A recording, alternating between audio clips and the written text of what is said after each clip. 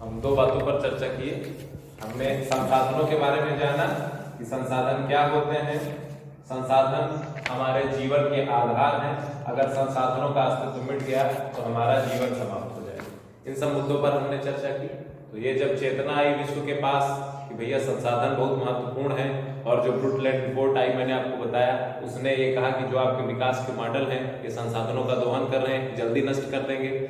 आपको वैकल्पिक मॉडल के बारे में सोचना पड़ेगा।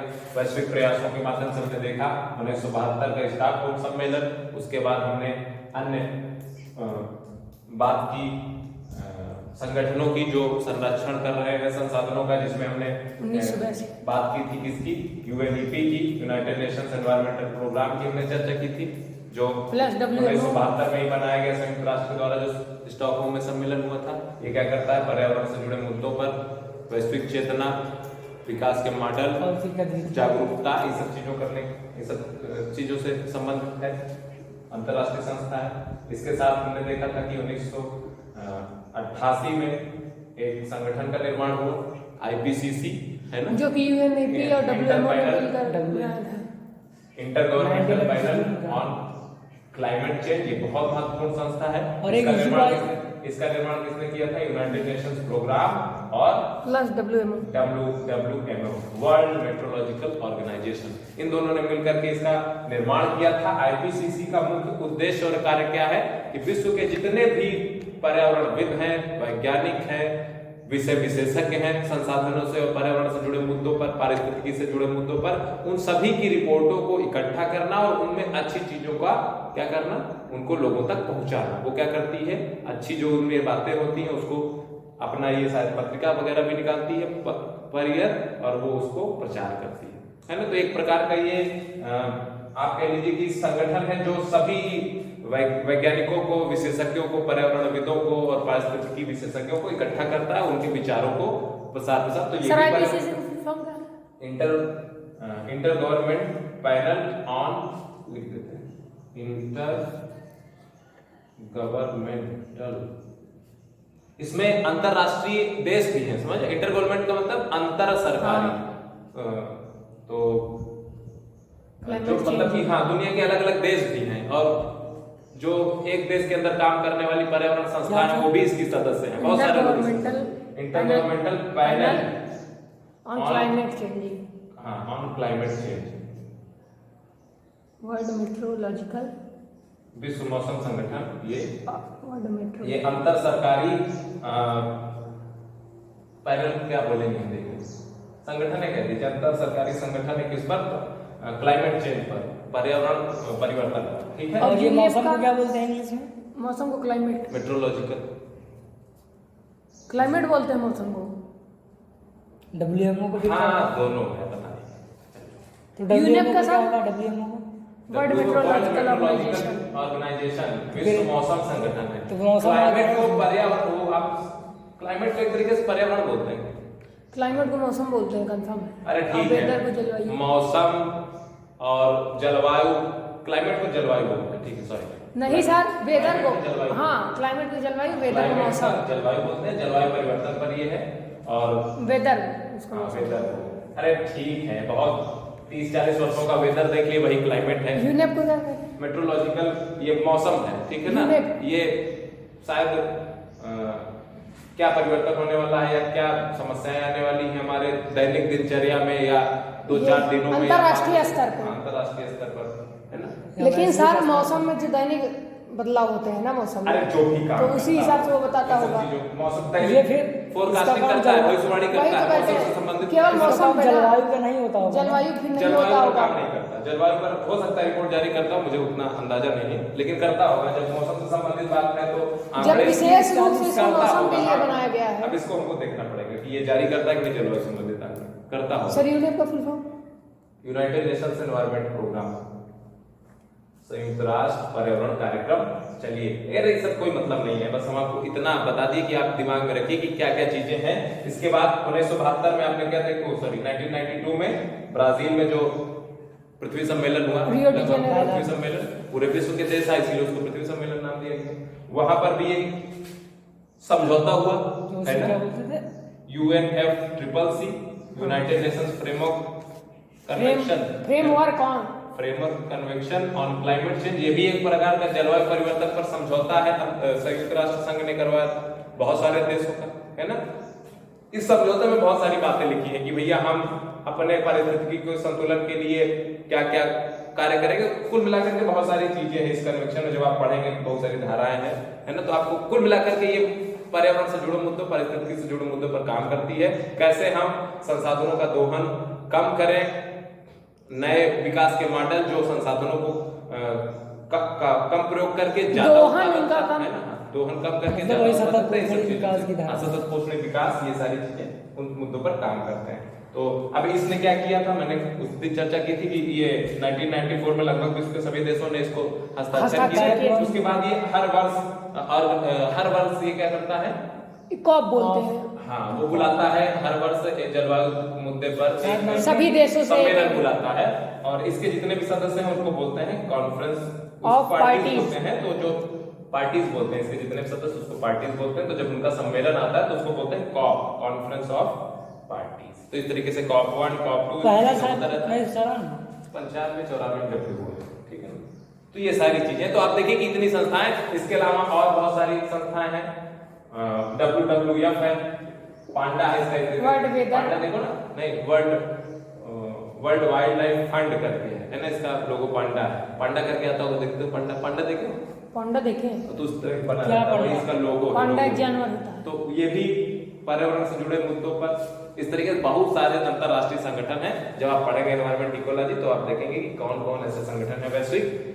भारत में भी बहुत सारे, जैसे बॉम्बे का एक है, कुछ ऐसे करके नाम है, बॉम्बे सोसाइटी,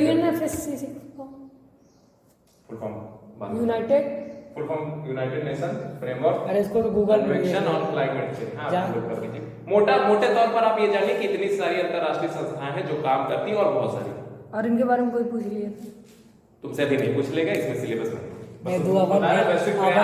संसाधनों का संरक्षण करने के वैश्विक प्रयासों पर चर्चा की है। संसाधनों का संरक्षण कैसे किया जाए, पूरे विश्व में ये चेतना फैल चुकी है कि भैया अगर आप संसाधनों का संरक्षण नहीं करेंगे, अगर आप उनको नहीं बचाएंगे, अगर आप अपने उपयोग के तरीकों में बदलाव नहीं आएंगे तो जल्दी ही वो नष्ट हो जाएगा। आपको सोचना पड़ेगा उसी के लिए रोज।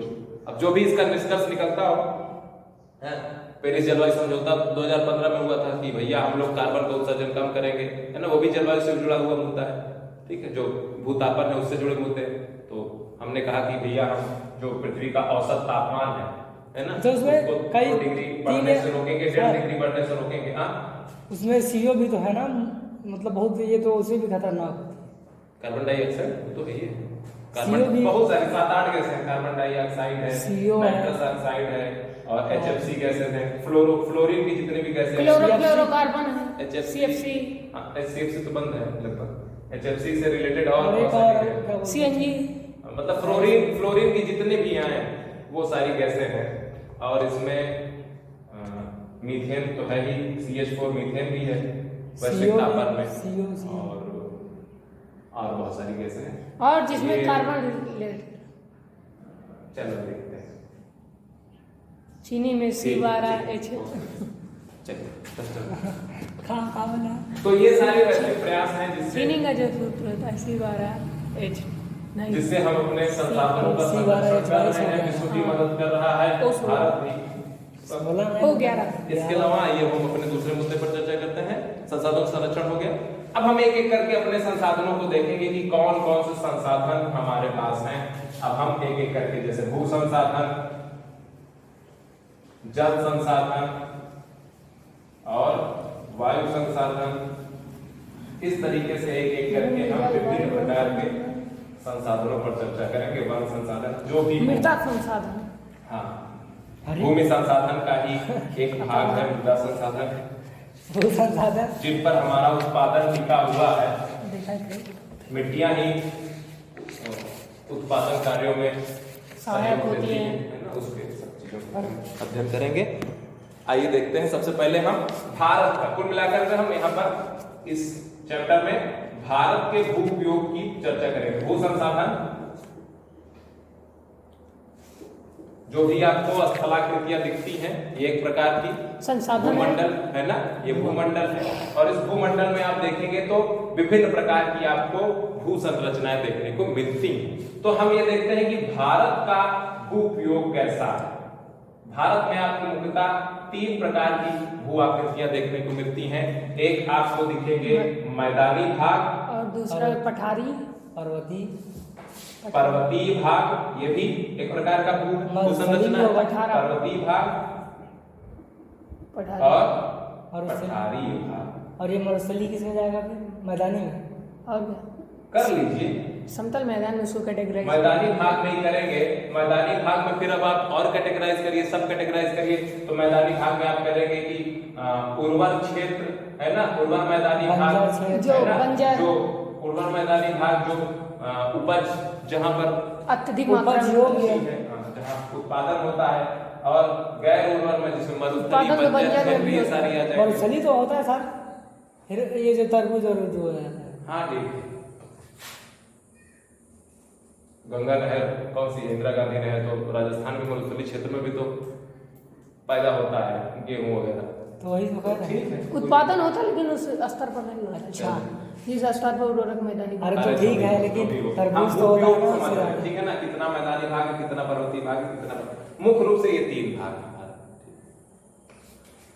तो मैदानी भाग लगभग पूरे भारत में कितना प्रतिशत है? 40% के करीब